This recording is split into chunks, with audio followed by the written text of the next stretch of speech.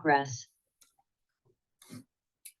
Okay, morning everyone. Welcome to the briefing for Wednesday, the 21st of February. I doubt it will surprise many of you that we unfortunately won't be getting anything out of today. So looking at the chart, you see up to the northwest, there's two areas of low pressure, and particularly low pressure, 955, just centered directly over Iceland. Relatively high pressure down here, 1032, just to the west of Spain. So that's really tightening up the isobars. You see over us, they're quite tight today. And with that associated lots of fronts, warm front that has gone through some point overnight, which has left us in a very damp, warm sector. And then about midday, a weakening cold front on its way, and then another cold front a little bit later on.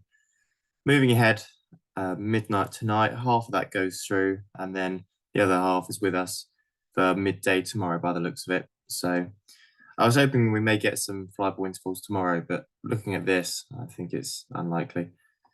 Continuing on then, Friday looking a little bit clearer, isobars widening a little bit, but you see very unsettled weather around, lots of trough lines painted on here, and certainly no end in sight with lots of activity in the Atlantic.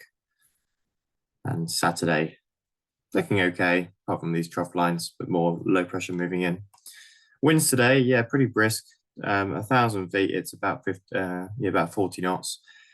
2,000 feet, it's showing about 50 knots, 55 on the south coast, a little bit less further inland. Subpec then, yeah, not the best picture really, just fairly cloudy and no clearance.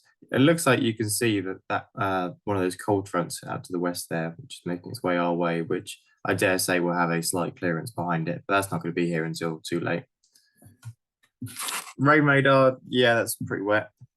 Not a lot to say there. And rainfall forecast. Go through the morning, staying pretty wet. Going into the afternoon, a bit less wet. So from about midday, I think it's going to be fairly light rain. And it is showing some sort of clearance from about 4. So it should at least stop raining from about 4. Unfortunately, despite the fact that we could possibly get an hour out of it, it's still going to be very humid and chances are the cloud will be very low anyway. Public forecast then showing heavy rain until about 2 and then slightly lighter and yeah, easing off into the evening. But you see that humidity still up at 95% into the evening and sat around 95% or higher all day. Wind fairly significant over midday, gusting mid-30s, but easing off into the evening and overnight. Tomorrow, yeah, that's deteriorated a little bit. I was hoping we'd get something out of tomorrow, but not looking like it at the moment.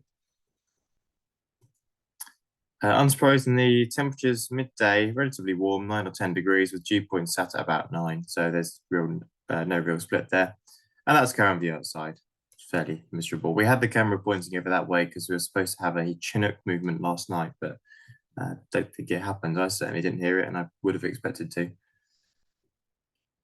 Currently 8 degrees, dew points at 6.5. Odium's current observation, they put broken at 1,000 feet at light rain. I think that's optimistic if anything. There's no point going through the TAF that's that long. You know, if it's that long, you're not going to be flying. Top Meteo there midday showing rain, drizzle, low cloud. And it looks about 5 o'clock there, showing a clearance. And you could actually maybe think this is flyable. It's showing a cloud base of maybe 1,000 feet. So if anyone wants to hang on until 5, we might be able to get half an hour out of it. No NOTAMs, if by some miracle we do go flying. Okay, there's no movement scheduled for today. The simulator is serviceable and we could do any lectures that people require, any briefings or any bronze tests. It's a good day for it. Okay, hopefully see you another time. Bye for now.